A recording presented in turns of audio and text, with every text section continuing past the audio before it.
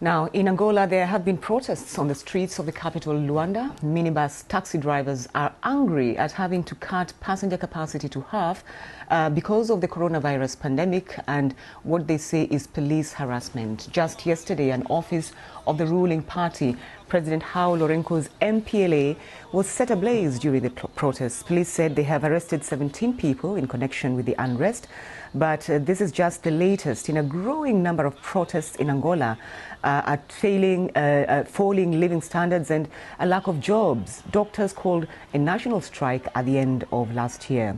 And it's just 8 months until elections in this oil-rich country where Mr. Lourenço will be seeking a second term. Let's bring in Luanda Angola. He's a researcher at the Institute of Development Studies in London. Thanks for taking time to talk to us on Focus on Africa. Help us understand, are these taxi drivers representative of the people in the country?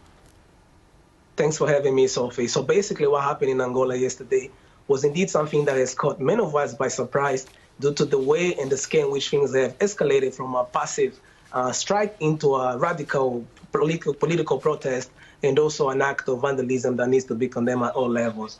The truth of the matter is that what happened is that last week the Alliance of Taxi Driver Association decided to call up a strike against a position from the government to impose restrictions on the loading capacity for blue and white taxis, who represent the #1 mean of transportation for many people in Angola, especially in urban areas like Luanda.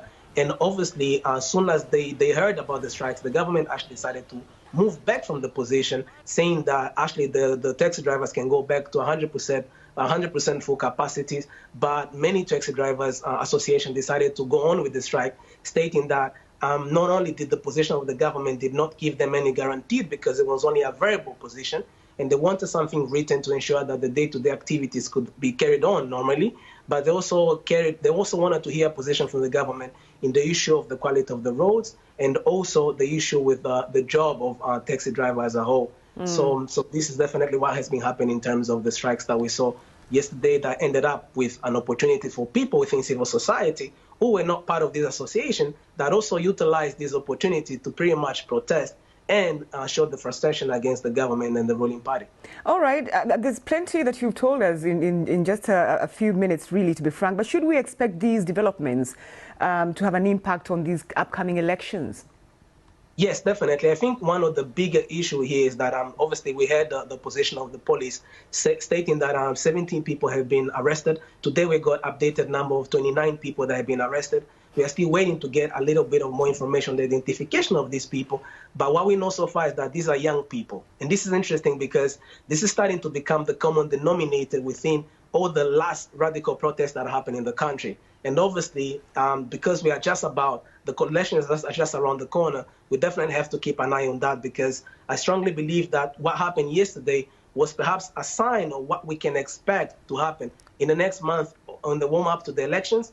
And because of the position of the ruling party and also the opposition party, we can definitely see that the space has been so politicized that we'll definitely see many protests, radical or even passive protests, becoming part of the coming elections. Interesting times ahead there. Luanda Angola, thank you very much for taking time to speak to us. Thank you. Thank you, sir.